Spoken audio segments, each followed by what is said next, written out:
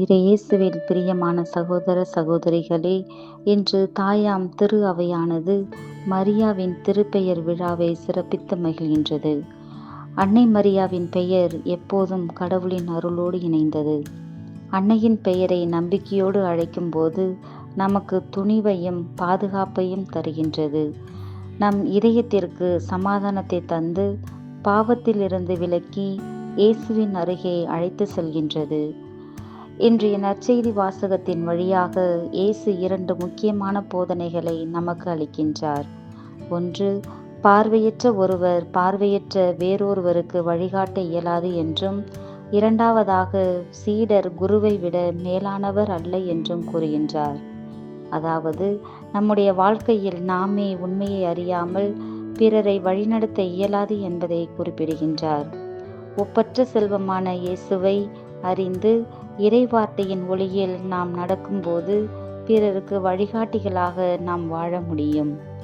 ஆனால் பல நேரங்களில் நாம் பிறரின் குறைகளை எளிதில் காண்கிறோம், சுட்டியும் காட்டுகிறோம். நமது குறைகளையே புறக்கணித்து விடுகின்றோம். மற்றவர்களை திருத்தும் முன் நம்மை திருத்திக் கொள்ள வேண்டும்.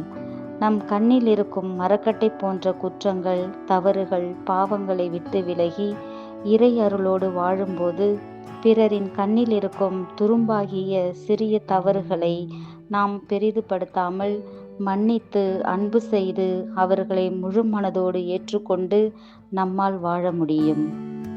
நமது வாழ்வின் எல்லா நேரங்களிலும் நமக்கு வலுவூட்டும் இயேசுவின் காலடிகளில் மரியாவைப் போல் அமர்ந்து அவர் கற்றுத்தரும் படிப்பினைகளின்படி வாழ முயற்சி செய்வோம்.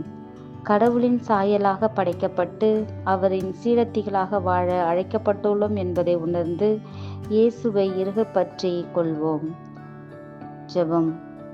என்னிடம் கற்றுக்கொள்ளுங்கள் என்று மொழிந்த அன்பான இயேசுவே, உம்மை போல் வாழ்வதே எங்கள் வாழ்வின் குறிக்கோளாக கொண்டு தாழ்மை, அன்பு, பொறுமை என்ற நற்பண்புகளில் நாங்கள் சிறந்து வாழ அருள் தர வேண்டும் என்று எங்கள் ஆண்டவராகிய கிறிஸ்து வழியாக உம்மை மன்றாடுகிறோம். ஆமேன்.